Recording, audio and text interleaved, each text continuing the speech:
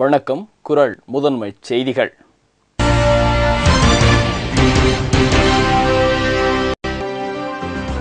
இருநூற்று 34 தொகுதிகளிலும் திமுக வெற்றி பெறும். மு.க. அழகிரி பேச்சு. அண்ணா பிறந்த நாள் விழா, 13 கைதிகள் நாளை விடுதலை. தமிழகத்தில் குறைந்த காற்றழுத்த தாழ்வு நிலை, தமிழ்நாடு முழுவதும் பரவலாக மழை. பீகாரில் ரயில் தண்டவாளம் தகர்ப்பு, மாவோயிஸ்டுகள் நடவடிக்கை.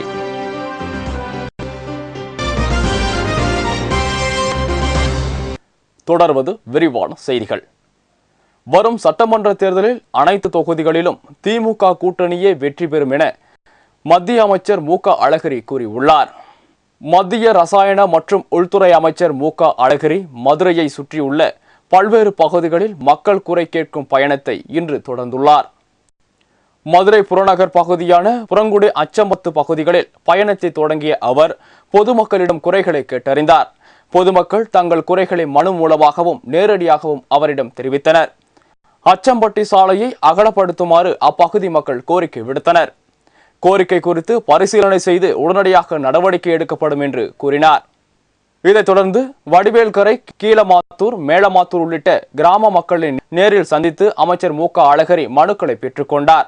பின்னர் செய்தியாளர்களிடம் பேசிய அவர், மேலூர் அருகே டயர் தொழிற்சாலை விரைவில் தொடங்கப்படும். பொதுமக்கள் தெரிவிக்கும் குறைகள் மற்றும் கோரிக்கைகளுக்கு உடனுக்குடன் சட்ட விதிமுறைகளுக்கு உட்பட்டு நடவடிக்கை மேற்கொள்ளப்படும். ஏழை எளிய மக்களுக்கு தமிழக அரசு செய்து வரும் உன்னதமான திட்டங்களால் தமிழகத்தில் 234 தொகுதிகளிலும் திமுக கூட்டணியை வெற்றி பெறும் என்றார். அண்ணாவின் 102வது பிறந்த நாளையொட்டி 13 சிறை கைதிகளை விடுதலை செய்து தமிழக அரசு ஆணையிட்டுள்ளதாக முதலமைச்சர் கருணாநிதி அறிவித்துள்ளார். இதுகுறித்து தமிழக அரசு வெளியிட்டுள்ள செய்திக்குறிப்பில், பேரறிஞர் அண்ணா அவர்களின் 102வது விழாவையொட்டி மனிதாபிமான அடிப்படையில் 70 வயது நிரம்பிய மற்றும் 5 ஆண்டுகள் சிறை தண்டனை நிறைவு செய்து கடலூர், பாளையங்கோட்டை, கோயமுத்தூர், மதுரை, வேலூர் மற்றும் திருச்சி பெண்கள் தனிச்சிறை ஆகியவற்றில் உள்ள 80 வயதுடைய ஒரு பெண் கைதி உட்பட 13 சிறைவாசிகளை முன்விடுதலை செய்து தமிழக அரசு ஆணையிட்டுள்ளது என்று முதல்வர் கருணாநிதி அறிவித்துள்ளார். ராமேஸ்வரத்தில் தடை செய்யப்பட்ட கடல் அட்டைகளை பிடித்ததாக 5 பேர் கைது செய்யப்பட்டனர். மேலும் அவர்களிடம் இருந்து 1 டன் கடல் அட்டைகள் பறிமுதல் செய்யப்பட்டன. 2 படகுகளும் கைப்பற்றப்பட்டன. ராமேஸ்வரம் கடல் பகுதியில் கடலோர காவல் படையினர் வழக்கமான கண்காணிப்பு பணியில் ஈடுபட்டிருந்தனர். அப்போது சந்தேகத்தின் பேரில் நடுக்கடலில் சென்ற 2 படகுகளை நிறுத்தி சோதனை நடத்தினர்.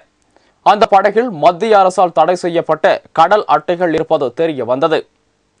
இதையடுத்து கரைக்கு படகை கொண்டு வந்து கடலோர காவல் படையினர் அவற்றை பறிமுதல் செய்தனர். சுமார் 1 டன் கடல் அட்டைகள் பறிமுதல் செய்யப்பட்டன. இது தொடர்பாக 5 பேர் கைது செய்யப்பட்டனர். கடல் அட்டைகளை பிடிக்க பயன்படுத்திய 2 படகுகளும் கைப்பற்றப்பட்டன. மேலும் இதில் தொடர்புடைய 5 பேர் தப்பியோடிவிட்டதாகவும் அவர்கள் மீது வழக்கு பதிவு செய்யப்பட்டு தேடும் பணி நடந்து வருவதாகவும் கடலோர காவல் படையினர் தெரிவித்துள்ளனர். ஆந்திர மாநிலம் அலிதாபாத் மாவட்டத்தில் கடந்த 2ஆம் தேதி போலீசாருடன் நடைபெற்ற துப்பாக்கிச் சண்டையில் மாவோயிஸ்டுகள் மூத்த தலைவர் ஆசாத் சுட்டுக் கொல்லப்பட்டார்.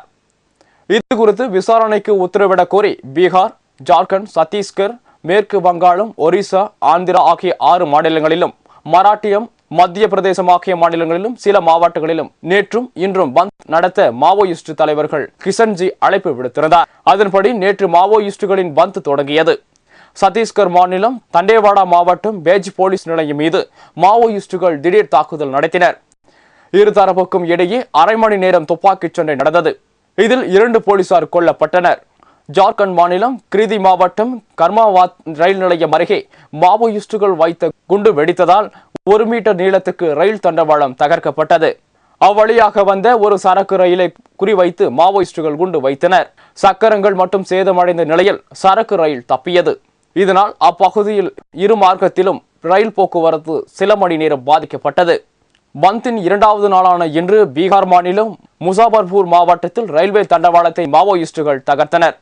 இதேபோல் காயா மாவட்டத்தில் இருக்கும் மொபைல் டவரையும் தகர்த்தனர். செல்போன் டவரை தகர்க்க எதிர்ப்பு தெரிவித்த காவலாளியை மாவோயிஸ்டுகள் தாக்கிவிட்டு தப்பி ஓடிவிட்டனர்.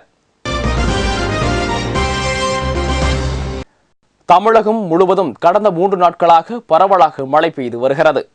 சென்னை, திருவள்ளூர், காஞ்சிபுரம் மாவட்டங்களில் இடியுடன் கூடிய பலத்த மழை பெய்தது. சேலம், தருமபுரி, திருச்சி, மதுரை, திருநெல்வேலி, தூத்துக்குடி மாவட்டங்களில் மிதமான மழை பதிவாகியுள்ளது. சென்னையில் நேற்று இரவு முதல் மழை தூறல் இருந்து வருகிறது. இன்று காலை முதல் வானம் மேகமூட்டத்துடன் காணப்படுகிறது. அவ்வப்போது சில இடங்களில் மழை பெய்து வருகிறது. வங்கக்கடலில் தெலுங்கானாவிற்கும் கடலோர தமிழகத்திற்கும் இடையே உருவான காற்றழுத்த தாழ்வு நிலை காரணமாக தமிழகத்தின் பல இடங்களில் மழை பெய்து வருகிறது. தமிழகம் மற்றும் புதுச்சேரியில் மழை நீடிக்கும் என்று சென்னை வானிலை ஆய்வு மையம் அறிவித்துள்ளது. சென்னையில் நுங்கம்பாக்கத்தில் 2.7 மில்லிமீட்டரும், மீனம்பாக்கத்தில் 24.6 மில்லிமீட்டரும் மழை பதிவாகியுள்ளது. துணை முதலமைச்சர் மு.க. ஸ்டாலின் தலைமைச் செயலகத்தில் இன்று சென்னை மாநகராட்சியில் பணியில் இருந்தபோது உயிர் நீத்த 56 பணியாளர்களின் வாரிசுதாரர்களுக்கு கருணை அடிப்படையில் பணி நியமன ஆணைகள் வழங்கி பணி சிறக்க வாழ்த்து தெரிவித்து பாராட்டு கடிதங்களை வழங்கினார். அதில் 51 நபர்கள் தூய்மை பணியாளர்களாகவும், ஒருவர் தட்டச்சியாளராகவும், 3 நபர்கள் ஆயாக்களாகவும், ஒருவர் சாலை பணியாளர்களாகவும் நியமிக்கப்பட்டுள்ளார்கள். கடந்த 4 வருடங்களில் சென்னை மாநகராட்சியில் 1210 நபர்களுக்கு கருணை அடிப்படையில் ஏற்கனவே பணி நியமன ஆணையை வழங்கப்பட்டுள்ளது. இன்று வழங்கப்பட்ட 56 வாரிசுதாரர்களின் பணி நியமன ஆணைகளையும் சேர்த்து மொத்தம் 1266 நபர்களுக்கு கருணை அடிப்படையில் நியமன ஆணைகள் வழங்கப்பட்டுள்ளது குறிப்பிடத்தக்கதாகும். அதேபோன்று சென்னை மாநகராட்சியில் கடந்த 4 வருடங்களில் 1587 நபர்களுக்கு பல்வேறு நிலைகளில் பதவி உயர்வுகள் வழங்கப்பட்டுள்ளது. இந்த நிகழ்ச்சியில் மேயர் மா. சுப்பிரமணியன், மாநகராட்சி ஆணையாளர் ராஜேஷ் லக்கானி, மன்ற ஆளுநர் கட்சி தலைவர் ராமலிங்கம், மன்ற எதிர்க்கட்சி தலைவர் சைதை ரவி, நியமன குழு உறுப்பினர்கள் முத்துகிருஷ்ணன், வேலாயுதம் ஆகியோர் கலந்து கொண்டனர். அரபு நாடுகளில் ஒன்றான சவுதிக்கு அதிநவீன ஆயுதங்களை வழங்க அமெரிக்காவின் ஒபாமா அரசு முடிவு செய்துள்ளது. இது குறித்து பேச்சுவார்த்தை சவுதி அரேபியாவுடன் நடந்து வருகிறது. 84 புதிய ரக F-5 ரக போர் விமானங்கள், 70க்கும் மேற்பட்ட 3 விதமான ஹெலிகாப்டர்கள், கடற்படைக்கு தேவையான ஆயுதங்கள் மற்றும் ஏவுகணைகள் வழங்கப்பட உள்ளன.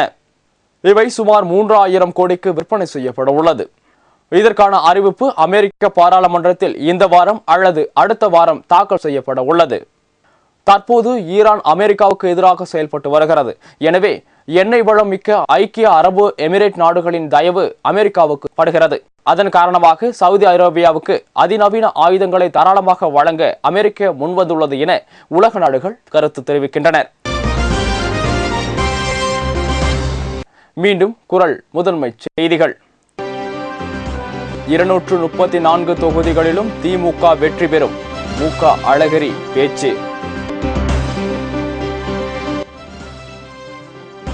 அண்ணா பிறந்த நாள் விழா, 13 கைதிகள் நாளை விடுதலை. தமிழகத்தில் குறைந்த காற்றழுத்த தாழ்வு நிலை, தமிழ்நாடு முழுவதும் பரவலாக மழை. பீகாரில் ரயில் தண்டவாளம் தகர்ப்பு, மாவோயிஸ்டுகள் நடவடிக்கை.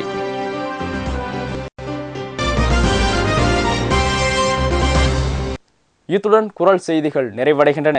வணக்கம்.